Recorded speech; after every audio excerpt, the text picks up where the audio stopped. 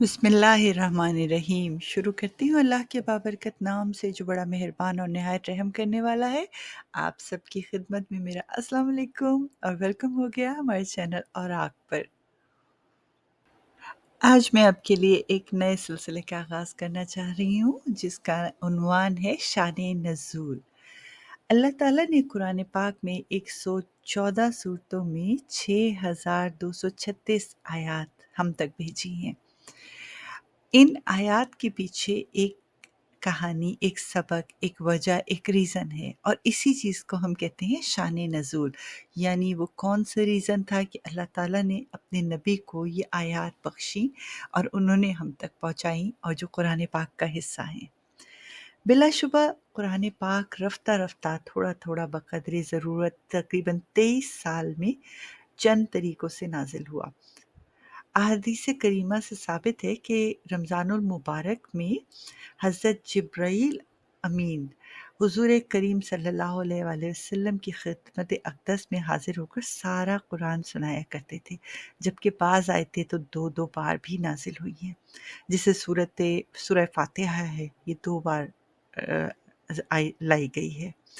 खुलासा ये है कि हुज़ूर करीम सल्लल्लाहु अलैहि वसल्लम ने कुरान का नुज़ूल कई तरीक़ों से हुआ, लेकिन अहकाम इस नज़ूल से ही जारी फ़रमाए जाते थे जो बज़रिया जिब्रील अमीन थोड़ा-थोड़ा नाज़िल होता था। कुरान पाक बतदरीज नाज़िल होने की एक हिकमत तो ये थी कि ताकि मुसलमान को अहकाम कुरान पर अमल आसानी से कराया जा सके, क्योंकि एकदम सारे अहकाम पर अमल मुश्किल हो जाता। कुरान पाक का एक बड़ा हिस्सा वाज़ो नसीहत और पिछली उम्मतों के वाक़यात से मुतालिक नाज़िल हुआ है, ताकि उन गुज़िश्ता उम्मतों के अहवाल से सबक हासिल किया जा सके। इसके अलावा कुरान पाक का बाज़ हिस्सा वो भी है जो किसी वाक़ये या हादसे या सवाल के जवाब में नाज़िल हुआ है। कहीं इसमें मुसलमानों के लिए अहकामात नाज़िल किए गए हैं और कहीं इसमें मुसलमानों को ज़िंदगी गुज़ारने का तरीक़ा और आदाब सिखाए गए हैं।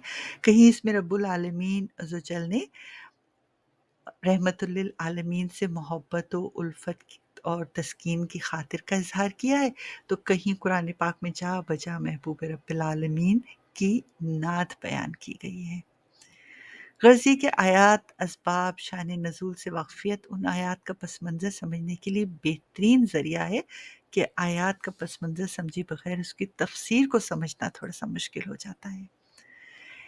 इसी सबब से असबाब शान नज़ूल को एक ख़ास मक़ाम हासिल है।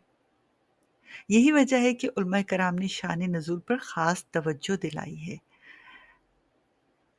और इस सिलसिले में मैं ये भी बताती चलूँ कि बहुत सारी जगहों पे हमें इस बात का एहसास होगा कि अब ये आयत, ये पैरा या ये सूरत हमारे लिए क्या रीज़न लेके आई है।